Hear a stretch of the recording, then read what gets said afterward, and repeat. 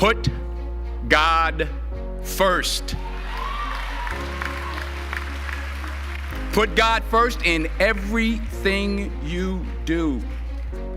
Everything that you think you see in me, everything that I've accomplished, everything that you think I have, and I have a few things, everything that I have is by the grace of God. Understand that. Don't be afraid to dream big, but remember, dreams without goals are just dreams, and they ultimately fuel disappointment.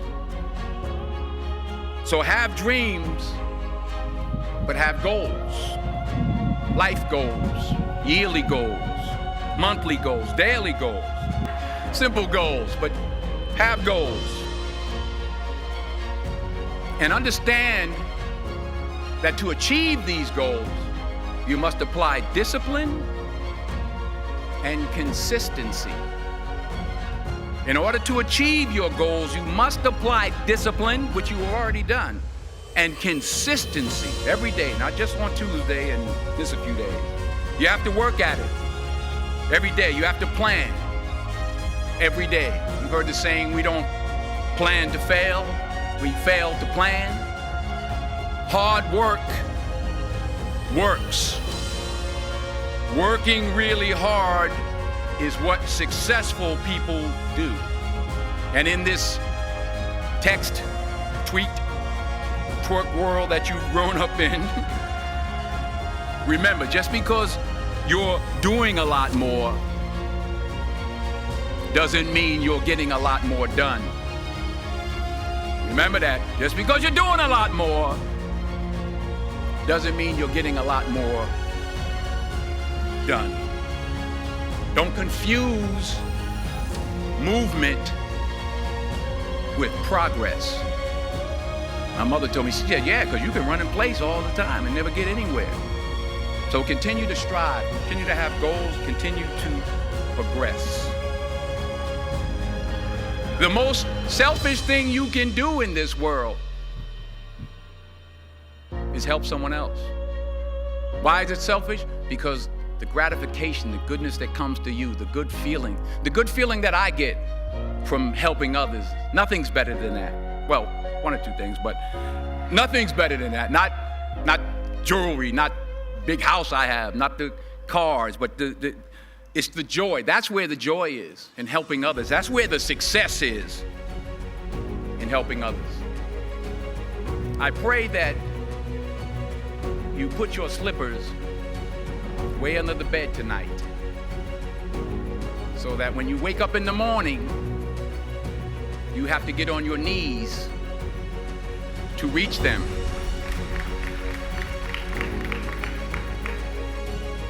And while you're down there, say thank you for grace. Thank you for mercy. Thank you for understanding. Thank you for wisdom. Thank you for parents. Thank you for love. Thank you for kindness. Thank you for humility. Thank you for peace. Thank you for prosperity. Say thank you in advance for what's already yours. It's how I live my life. That's why I am, one of the reasons why I am today. Say thank you in advance for what is already yours. True desire in the heart for anything good is God's proof to you, sent beforehand to indicate that it's yours already. I'll say it again.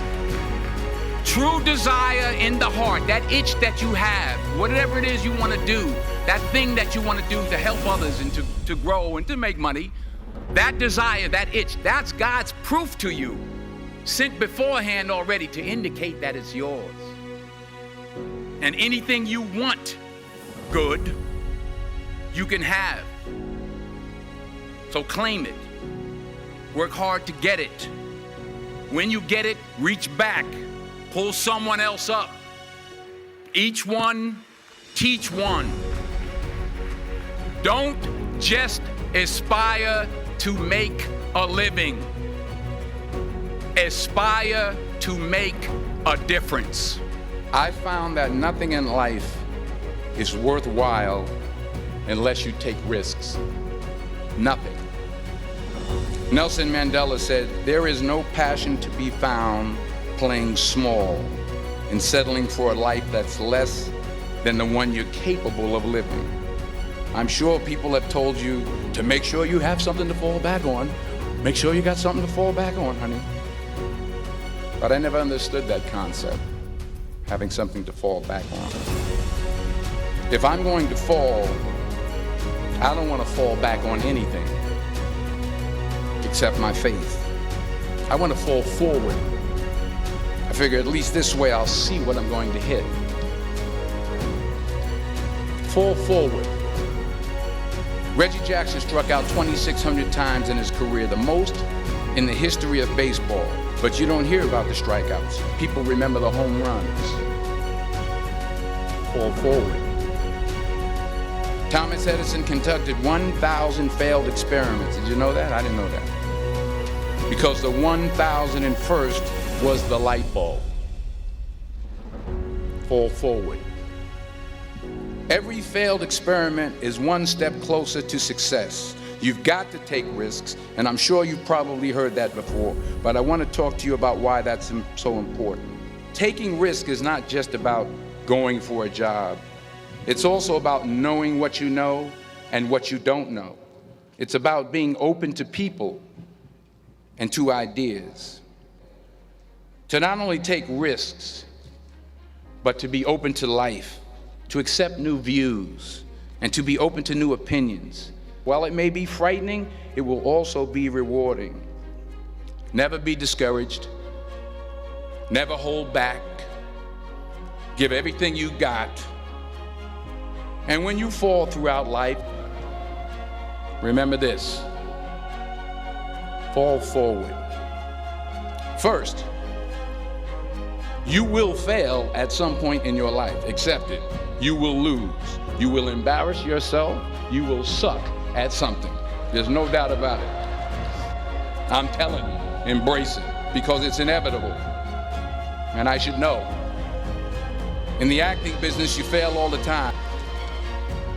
But here's the thing. I didn't quit. I didn't fall back.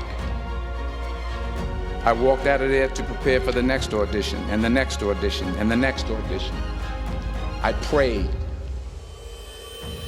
I prayed, and I prayed. But I continued to fail, and fail, and fail. But it didn't matter, because you know what? There's an old saying, you hang around the barbershop long enough, sooner or later you're gonna get a haircut. So you will catch a break, and I did catch a break. The point is, you have the guts to fail. Here's my second point about failure. If you don't fail, you're not even trying. I'll say it again. If you don't fail, you're not even trying. My wife told me this great expression. To get something you never had, you have to do something you never did. Les Brown's a motivational speaker. He made an analogy about this. He says, imagine you're on your deathbed, and standing around your deathbed are the ghosts representing your unfulfilled potential. The ghost of the ideas you never acted on. The ghost of the talents you didn't use. And they're standing around your bed, angry, disappointed, and upset.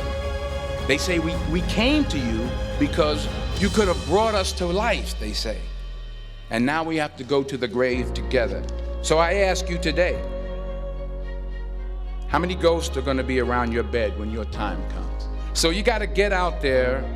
You got to give it everything you got, whether it's your time, your talent, your prayers, or your treasures.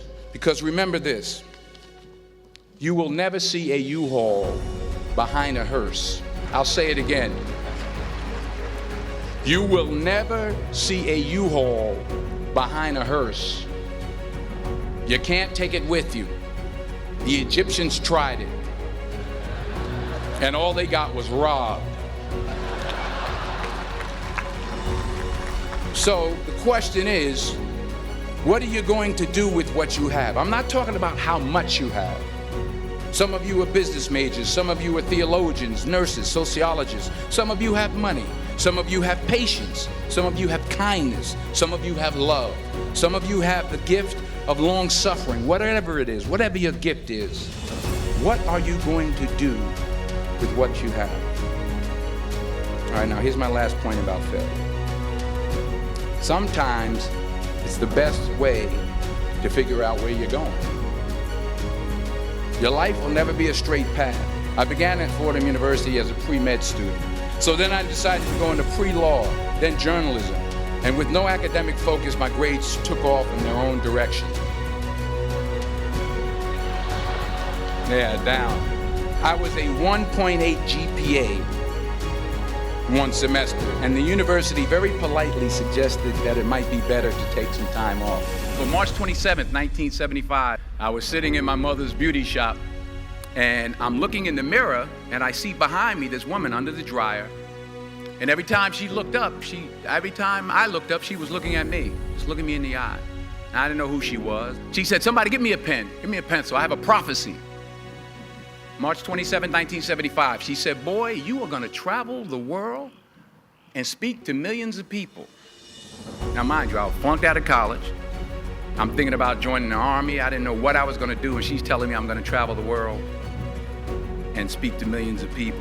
Later that summer, while working as a counselor at a YMCA camp in Connecticut, we put on a talent show for the campers. And after the show, another counselor came up to me and asked, "Have you ever thought about acting? You're good at that." So when I got back to Fordham that fall, I got in and I changed my major once again for the last time. And in the years that followed, just as that woman prophesied, I have traveled the world and I have spoken to millions of people through my movies. Millions who up till this day couldn't see me, who up till this day I couldn't see while I was talking to them, and they couldn't see me, they could only see the movie. But that's not the most important thing, the success that I had. The most important thing is that what she taught me and what she told me that day has stayed with me since. I've been protected, I've been directed, I've been corrected. I've kept God in my life and it's kept me humble. I didn't always stick with him, but he always stuck with me. So stick with him in everything you do. If you think you want to do what you think I've done, then do what I've done and stick with God.